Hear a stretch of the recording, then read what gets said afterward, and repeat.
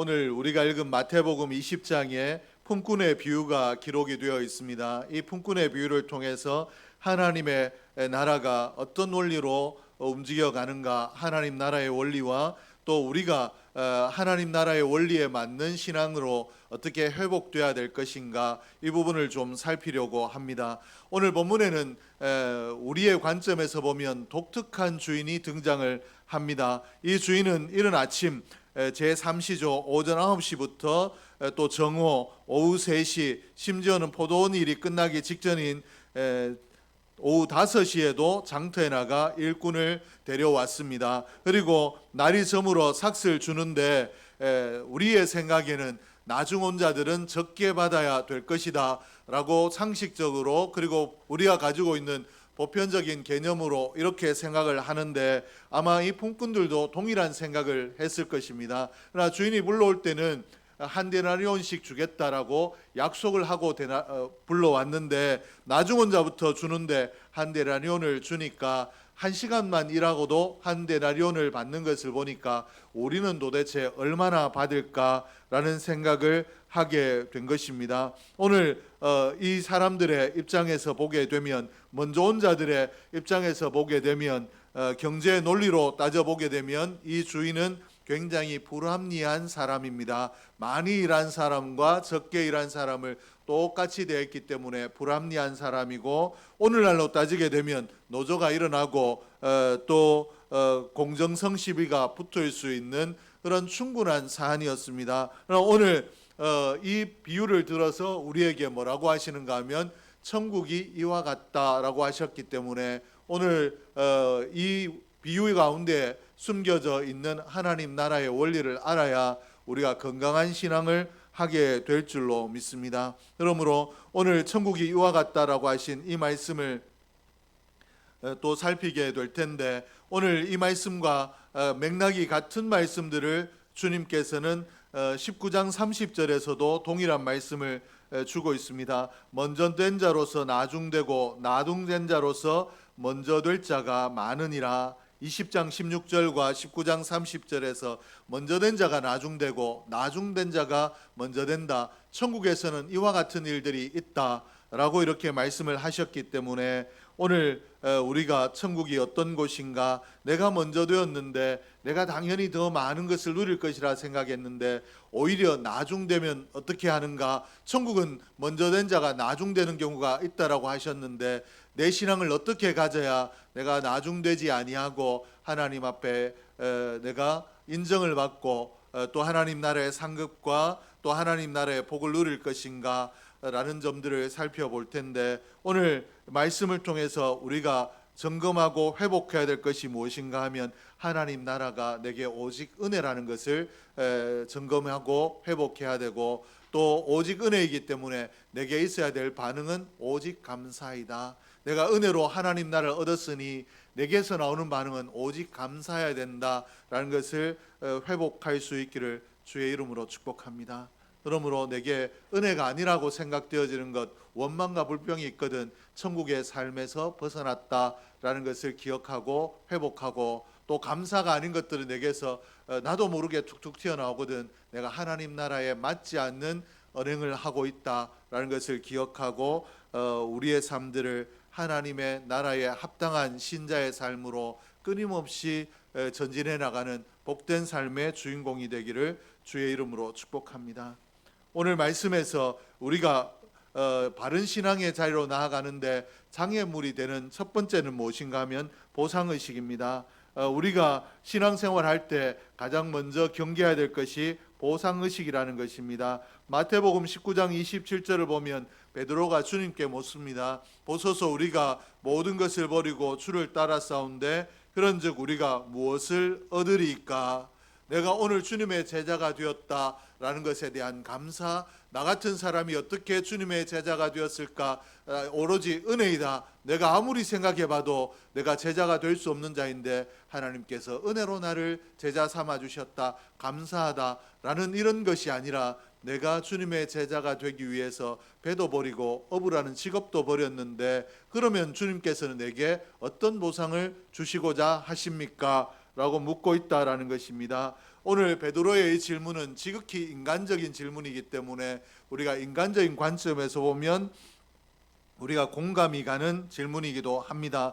내가 이만큼 포기했으니까 주님께서도 내게 이만큼 보다 더 큰 것을 주셔야 된다. 내가 내어놓은 것만큼 내가 더 큰 것을 받아야 되겠다라는 주님과 거래하고자 하는 이런 의식인데, 오늘 베드로가 이러했다라면 우리도 충분히 이럴 수 있다라는 것을 기억하고, 이것이 하나님 앞에 온전한 신앙으로 나아가는데 장애물이 된다라는 것을 기억하며 이 보상의식을 버리는 저와 여러분이 될 수 있기를 주의 이름으로 축복합니다.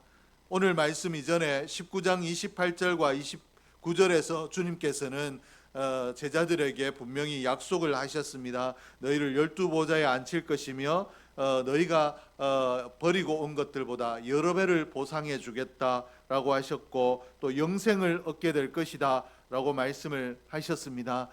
주님 앞에 나아가는 자는 내가 이 땅에 포기한 것 같지만 더 큰 것으로 받게 된다라고 분명히 약속을 하셨습니다. 그러므로 하나님은 우리의 것을 앗아가시는 분이 아니라 우리에게 보상하시는 하나님이십니다. 그러나 문제는 무엇인가? 보상이 분명히 하나님의 계획 속에 있는데, 그런데 이 보상을 기대하는 것이 무엇이 문제인가 하면, 우리가 보상을 당연한 권리로 여길 때 우리의 신앙에 문제가 생긴다라는 것입니다. 하나님께서 보상하시겠다라고 약속하셨다. 그러므로 내게 하나님 나라에서 누릴 것들이 있다. 기대하고 사모하고 감사하고 이런 은혜를 주셨다. 구원해 주신 것만 해도 감사한데 하나님께서 갚아주신다고 하셨다. 은혜이다 라고 하는 것이 아니라 당연한 것으로 받아들이게 되면 우리의 신앙에 문제가 생긴다라는 것입니다. 오늘 내가 일한 만큼 받는 것이 당연하다라고 하는 것은 은혜가 배제된 고용관계에서 발생하는 생각입니다. 내가 이만큼 일했기 때문에 일한 만큼 받아야 되고, 내가 이만큼 일했는데 왜 적게 받느냐라고 하는 고용관계에서 내가 노동을 제공했으니 내가 보상을 받아야 되겠다라고 생각하는 것인데, 오늘 베드로를 비롯해서 우리도 하나님 앞에 이런 고용관계에 있는 것처럼 내가 하나님의 영광을 위해서 이런 일을 했고 또 교회를 위해서 이런 일을 했는데 하나님 이런 것으로 채워주셔야 됩니다 라고 생각하는 자리에 있을 수 있다라는 것입니다. 이때 우리에게 적용되는 말씀이 무엇인가 하면 먼저 된 자 중에 나중될 자가 있다라고 하시는 경고입니다. 내가 보상받을 것을 당연하게 여기고 감사하지 못하면 내 신앙이 퇴보하고, 그러다 보면 나중된 자보다 오히려 뒤서게 되는 그런 일들이 일어날 수 있다라는 것입니다. 내가 주를 위해 버린 것이 있다라고 생각했을 때 오히려 어떻게 해야 되는가? 버릴 것이 있다라는 것, 내가 주님의 영광을 위해서 버릴 것이 있었던 것에 대한 감사를 가지고 이것도 은혜였다. 내가 드리고 싶어도 드릴 것이 없었으면 어떻게 하겠는가? 은혜이다라고 생각하면 우리가 감사할 수 있는데, 내가 드린 것보다 내가 받은 영생이 어떤 것으로도 비교할 수 없을 만큼 큰데, 그러므로 내가 드릴 것이 있었다라는 거 감사하고 부끄럽지 않게 내가 수고할 수 있었음에 감사할 수 있는 것, 이것이 우리의 신앙이 되기를 주의 이름으로 축복합니다. 두 번째 장애물은 공로의식입니다. 우리가 또 조심해야 될 것이 내가 하나님 나라를 위해서 또 교회를 위해서 세운 공이 있다라고 생각하는 공로의식입니다. 이 공로의식은 보상의식보다 한 걸음 더 나아가서 타인을 정죄하는 도구가 된다라는 것입니다. 나는 이렇게 했는데 저 사람은 왜 이렇게 하지 않느냐? 또 내가 이렇게 했기 때문에 저 사람보다 더 나은 자리에 나가는 것이 마땅하다라고 생각하는 공로의식입니다. 오늘 20장 11절과 12절에 보니까 이른 아침에 일찍 온 자들이 주인에게 원망하여 말을 합니다. 나중 온 이 사람이 1시간밖에 일하지 아니하였거늘 그들이 종일 수고하여 하며 더위를 견딘 우리와 같게 하였나이다. 우리는 분명히 한 데나리온을 약속받고 여기 와서 일했지만 늦게 온 1시간밖에 일하지 않은 사람보다 우리는 더 많은 수고를 하고 더 많은 땀을 흘렸다. 우리가 이 일을 당신의 포도원을 경영하는데 더 공을 세웠다라고 이야기하며, 공을 더 세운 우리가 왜 공이 적은 저들과 똑같이 대우를 받아야 되느냐라고 원망을 하고 있다라는 것입니다. 나는 저 사람보다 더 뜨거운 태양 아래 있었고 더 무거운 짐을 더 많이 옮겼는데 왜 똑같이, 내가 공이 더 큰데 똑같이 대우를 받느냐라는 것입니다. 이 공로의식의 특징이 자신이 한 일에 대해서 과대평가하게 되고 또 하나님의 주권을 과소평가하는, 내가 일을 했기 때문에 내가 대단하다라고 생각하고 하나님이 일할 수 있는 은혜를 주셨다라는 것들을 아주 작게 여기는 그런 일들이 공로의식 가운데 일어난다라는 것입니다. 베드로가 주님께 우리가 모든 것을 버리고 따랐다라고 강조했는데, 냉정하게 따져보면 그들이 버린 배와 그들이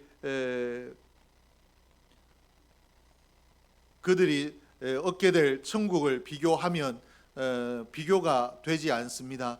더 큰 것을 얻었는데도 불구하고 내가 버린 것을 따지고 있다라는 것은 그냥 이런 거 버리지 아니하고 제자로 살지 아니하고 그냥 믿는 사람도 있는데, 나는 더 많은 공을 세웠는데 더 큰 것을, 더 높은 자리에 올라가야 되지 않겠느냐라는 것입니다. 교회에서 봉사하고 헌신할 때 처음에는 내가 교회를 사랑하는 마음으로 또 헌신할 수 있어서 너무 기쁜 마음으로 했는데, 어느 순간에 보면 내가 더 많은 일을 했고 또 좀 더 나아가게 되면 내가 아니면 이 교회에 일을 할 수 있는 사람이 어디에 있겠는가, 또 내가 이 많은 일을 했기 때문에 이 교회에서 나를 특별하게 대우해야 된다라는 의식을 가지게 된다라는 것입니다. 그러나 어느 순간에 이런 생각이 들거든 내 신앙이 병들고 있다라고 진단하면 틀림이 없습니다. 이런 공로의식이 들어오면, 공로의식은 우리의 신앙을 반드시 병들게 하기 때문에 나도 모르게 섭섭한 마음이 생기고 내 공로를 알아주지 않는 것에 대한 서운한 마음이 생기거든. 내 신앙이 병들려 하는구나, 내가 이 공로의식을 버려야 되겠구나. 우리가 신앙으로 무장하면 틀림이 없습니다. 공로의식은 나를 드러내고 나를 드러낸 만큼 하나님의 영광을 가리우는 것이 공로의식이기 때문에, 공로의식을 가진 사람은 결코 하나님의 영광을 드러낼 수가 없습니다. 그러므로 내가 이만큼 했고 내가 이 교회 중요하고 내가 없으면 어떻게 하고 이런 마음들이 들거든. 이 마음들을 목숨을 걸고 기도하며 버릴 수 있기를 주의 이름으로 축복합니다. 셋째는 비교의식입니다. 우리 오늘날 사회에 병든 이유가 무엇인가 하면 비교의식입니다. 과거에 우리가 이 SNS가 발달하지 않았을 때는 저 멀리 있는, 멀리까지 아니어도 우리가 부산의 사상구에 살고 있는데 해운대에 있는 사람들이 어떻게 사는지 우리가 잘 모르잖아요. 거기에 갔다 온 사람들이 해운대 사람들 이렇게 살더라 이야기하면 아 그런가 짐작만 하지 내 눈으로 보지 않았기 때문에 우리가 잘 모르죠. 근데 요즘은 실시간으로 삶이 공유가 되니까 어떤 집에서 살고 어떻게 살고 무엇을 먹고 이런 것들이 공유가 되니까 저 사람은 저런 걸 먹고 사는데 나는 왜 그렇지 못한가, 저 사람은 저런 집에서 사는데 나는 왜 그렇지 못한가, 이런 비교의식들이 우리 사회에 팽배하기 때문에 이 사회가 먹을 것이 없어서 정말 살기가 어려워서가 아니라 비교해서 내가 박탈감을 느끼고 범죄하게 되고 박탈감 때문에 마음이 우울해지고 문제가 생기는 경우들이 허다합니다. 그러므로 이 시대에 버려야 될 것 중에 하나가 비교의식인데, 오늘 본문에도 문제가 왜 생겼느냐, 비교의식 때문에 생겼습니다. 11시에 온 자들이 한 데나리온씩 받거든 먼저 온 자들이 와서 더 받을 줄 알았더니 그들도 한 데나리온씩 받은지라. 이들이 먼저 1시간 일한 사람이 한 데나리온을 받으니까 1시간 했는 사람도 한 데나리온을 받는 거 보니까 우리는 약속한 것보다 더 많이 받겠다라고 생각을 했는데 그렇지 않았기 때문에 이들에게 불평이 일어났다라는 것입니다. 이 말을 바꿔서 이야기하면 1시간 일한 사람들이 얼마를 받는가를 보고 그들과 자신을 비교하지 않았다라면 이 문제가 전혀 생기지 않았을 것이라는 것입니다. 원래 약속한 대로 한 데나리온 받기로 하고 일을 했기 때문에 내가 약속한 돈을 받았기 때문에, 보수를 받았기 때문에 감사한 마음으로 돌아갔을 것인데, 다른 사람은 얼마나 받는가를 보다가 비교하다가 이런 문제에 빠지게 되었다라는 것입니다. 오늘 비교하게 되면 우리에게서 감사가 사라집니다. 비교의식이 우리를 두 가지 방향으로 이끌어가는데, 나보다 못한 사람들 보고 교만해지거나, 또 나보다 잘된 사람을 보고 불행해지거나, 비교의식은 두 가지 다 우리를 불행의 자리로, 하나님의 뜻에서 멀어지게 하는 자리로 인도합니다. 그러므로 남이 보이고 남이 가진 것들이 부럽고 나는 왜 그럴까라는 생각이 들 때, 내가 덜 가졌기 때문에 사람이니까 당연히 가지는 마음이 아니라, 하나님 안에서 내 신앙이 병들어 가려고 하고 있구나 라는 영적 진단을 하고 이 비교의식을 버릴 수 있는 지혜로운 저와 여러분이 되기를 주의 이름으로 축복합니다. 신앙은 누구보다 잘해서 되고 누구만큼 해서 되는 것이 아니라 하나님과 나의 1대1의 관계입니다. 내가 하나님께 받은 은혜가 더 크다라고 감동이 있거든 더 많이 일하고, 또 하나님 앞에 충성할 수 있는 거리가 더 있거든 더 충성하는 것, 하나님 앞에 내가 받은 것들 충성할 수 있는 여력이 있는지, 이런 것들을 하나님 앞에서 나를 돌아보고 내가 행하는 것이지, 다른 사람만큼, 다른 사람들처럼, 다른 사람보다 라고 하는 것이 아니라는 것입니다. 오늘 저와 여러분이 하나님 나라가 또 하나님 주신 영원한 생명이 절대 가치가 있는 것, 어떤 것으로도 비교되지 않는다라는 것을 기억하며, 내가 받은 것이 최고의 것인데 어떤 것들과도 비교되지 않은 좋은 것을 받았는데 라는 마음을, 믿음을 굳게 가지고 또 옆 사람의 것들을 보지 아니하고 오로지 내가 받은 구원, 내가 받은 영생만 바라보며 하나님 나라를 향해 전진하는 저와 여러분이 될 수 있기를 주의 이름으로 축복합니다. 그러면 마지막으로 우리가 회복해야 될 신앙이 무엇인가? 결론적으로 이야기하면 하나님의 은혜를 늘 묵상하는 삶이고, 또 그 은혜에 감사하는 삶인 줄로 믿습니다. 왜 하나님의 은혜인가? 포도원 품꾼의 비유에서 왜 하나님의 은혜인가? 마태복음 20장 3절과 6절에 보면 공통적인 표현이 있습니다. 놀고 서 있는 사람들, 그리고 7절에는 그 이유가 나타나는데, 우리를 품꾼으로 쓰는 이가 없다. 이 품꾼으로 온 사람들이 동일하게 가지고 있는 특징이 뭔 일을 하고 있었던 사람이 아니라 놀고 있는 사람들이었고, 왜 놀고 있었느냐? 불러주는 사람이 없었기 때문이라는 것입니다. 그러므로 품꾼으로 부름받았다는 자체가 은혜인데, 이들이 어느 순간에 이 은혜를 놓쳐버렸기 때문에 하나님 앞에서 잘못됨으로 나아가고 있다라는 것입니다. 아무도 써주지 않는 장터에서 절망하고 하루를 혹시라도 누가 나를 써주려나 기다리던 이런 무능한 자들이었는데, 하나님께서 포도원 주인이 불러주셨던 것처럼 오늘 우리도 동일한 자들입니다.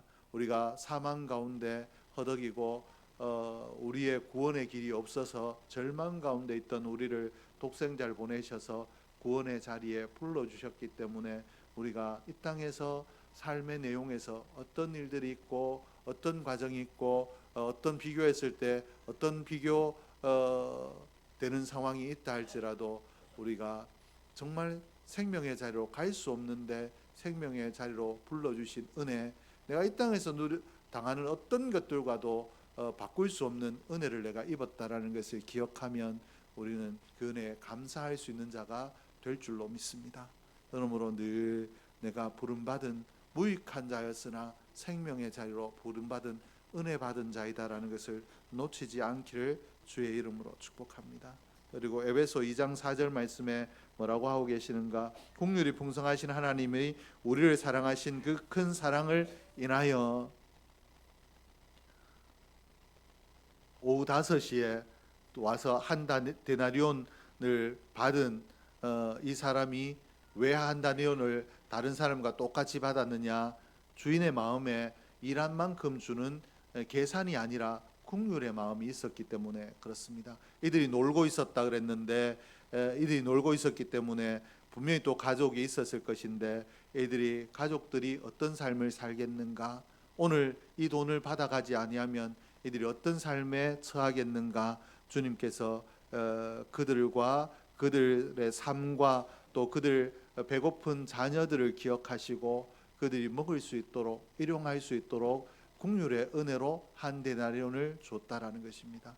오늘 우리에게도 이런 은혜가 있는 줄로 믿습니다.